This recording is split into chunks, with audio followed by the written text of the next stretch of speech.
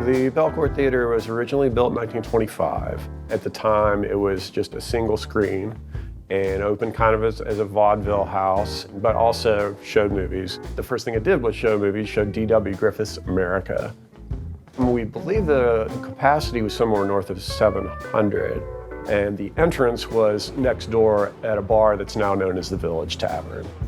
In its earliest days, it was showing both films, but was also serving as a stage for other kinds of entertainment. And so one of the most historic things about this literal decking that we're standing on right now is that it also was the first stage of the Grand Ole Opry. When they moved from the radio station downtown, they went to their first suburban theater, which at that point was our neighborhood, Hillsborough Village, and they were here performing for 2 years. We kind of consider ourselves the grandmother stage of the Opry, if the Ryman's the mother stage. In 1966, a second theater was added to the side of the original theater, and it became known as Belcourt Twin. During the 90s, the theater was dark for about 1.5 years. During that time, Belcourt Yes was formed as a nonprofit to save the theater from certain destruction. Belcourt Yes took over the space and reopened it in the summer of 2000, and it's been open ever since. I got involved because I grew up coming here. I saw movies here as a kid. I remember seeing movies like Chariots of Fire, Pee-wee's Big Adventure, and things like that. Thank you so much for coming. My name is Toby Leonard. I'm the programming director of the Belcourt Theater, and we're so glad that you're here tonight for this screening, this maiden voyage of Yasujiro Ozu's 1933 film Dragnet Girl with live score by Cofounder. Give him a big hand.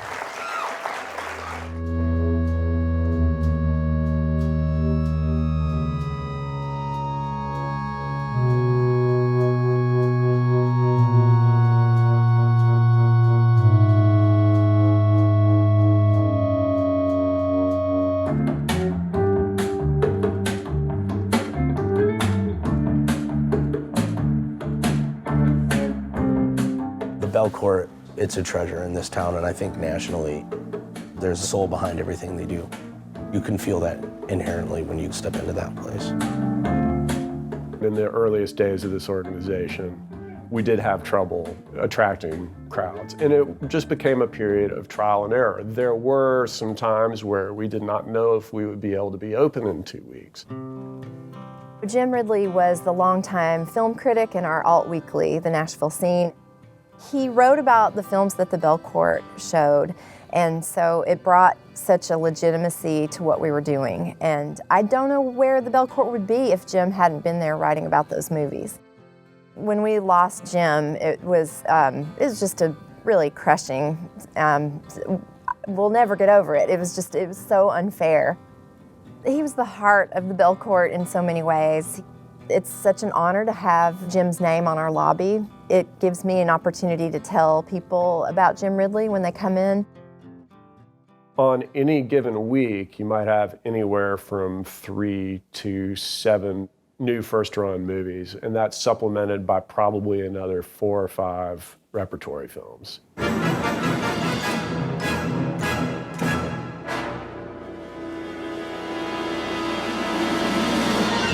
There really has always been a desire to build an audience for repertory, and so we've worked at it for a lot of years, and it's pretty great to see a sellout, right, for a great repertory film.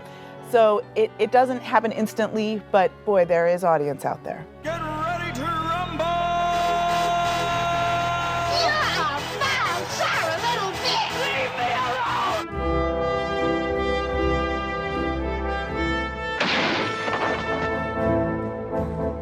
I'm a massive fan of the theater itself, but also the people that run it. We're in the offices of Third Man Records in Nashville. We are a record label and kind of a community arts place. We release books, we release records, we do art shows, poetry readings, and eventually we got to the place where we wanted to do some film programming here ourselves. We partnered with the Belcourt. The series we did together was called The Light and Sound Machine. They kind of help us on every aspect of it, from securing rights to helping promote and market what we're showing every month. It's a cool way to, have a mutually supportive community in town. Music and film are not that far away from each other. We are at a really amazing place for Afrofuturist feminist art. And Grace Jones, because she is out of sync with time, because she occupies a place completely different message, she knew that now is the time to get some stuff out there so we can all communicate on that same level. So with that in mind, I invite you to take a step into the experience of being Grace Jones, and please turn off your cell phones because, y'all. What's happening here in music, what's happening now in the growth of the city, I think that the Belcourt is just part of that. Part of this emergence of Nashville's identity as not a country music town, or as they call it, Twang Town, a place of guitar pickers, but an it city. And part of that it city is having this great art house. A really core part of what we do is to not just show the film, but to show the film and be the community, sort of the community gatherer, where there can be further conversation around that. In 2011, Stephanie called me and asked me if I would consider doing just a little trial education project at the Belcourt. She wanted to see what I could do with community engagement, audience engagement. So we just did a little trial run, and it was great. And she asked me to do more of it. What we're doing at the Belcourt with these education and engagement programs that we do is we're actually making a difference in kids' lives. In the Strong Leads program, well, first of all, I want to share great films by female directors, but also to focus on films that have really interesting, multidimensional female characters of all ages, who aren't just sexualized, who aren't just the love interest or a token.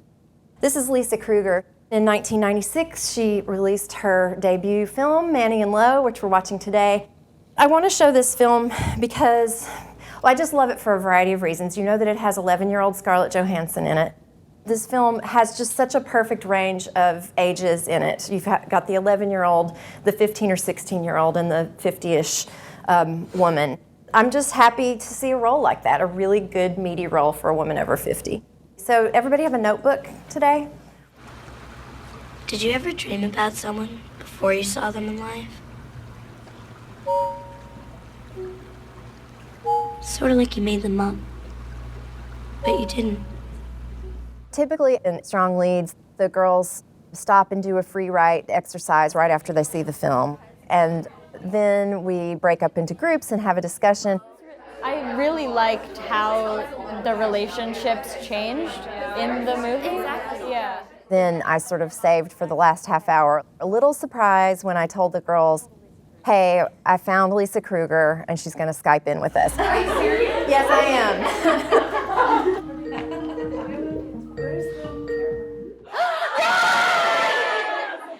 Hey! Hi, Lisa!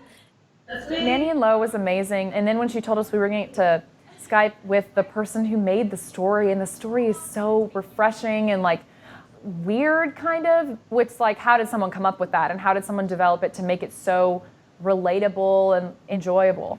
It's just amazing to think that I got to talk to her. I think I'm gonna remember that forever, probably. Thank you. Awesome! Strong Leads, it's been a huge success, and I think will probably be a game changer for some of these girls who are interested in studying film. It's really gratifying.